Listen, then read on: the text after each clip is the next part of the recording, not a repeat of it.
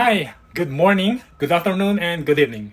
Dito na naman tayo sa kusina ngayon at tayo ay magluluto ng pinakasimpleng recipe ngayon ay ang salsyadong tilapia. Oh, here we go. So ayan sa malaking tilapia. Bawang sibuyas of course, panggisa, and kamatis lang naman at saka isang itlog. Batiin lang natin. So simpleng-simple lang yung ulam natin ngayon. Ayan ang luluto. And hindi yan mawawala ang mga healthy products ni I Am Worldwide. Ayan, let's go! Ipainit ang lutuan. Mantika. Ipainit ang mantika. Bawang.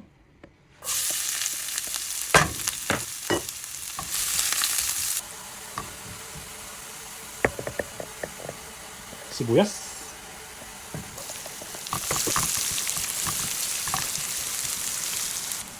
At dahil Kapampangan version ito, ginigisa ang patis.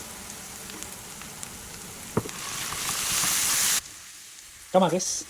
Dahil buo yan, tatanggalin lang natin ang balat mamaya. Ayan ang patis. Ayan, natanggal na yung balat. Magaling na lang yun.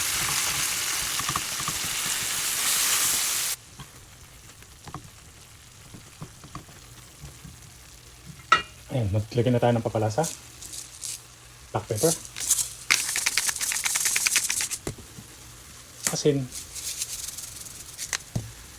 Konting anghang. Ayan, konting magic. Sarap. Magdagdag ng konting tubig.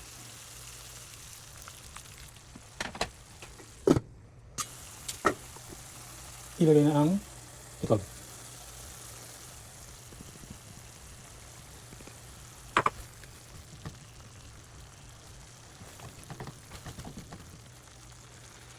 Ilagay na ang tilapia.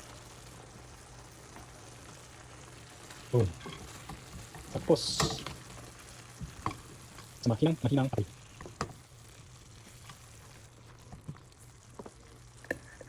Takpan lang in couple of minutes sa mahinang apoy.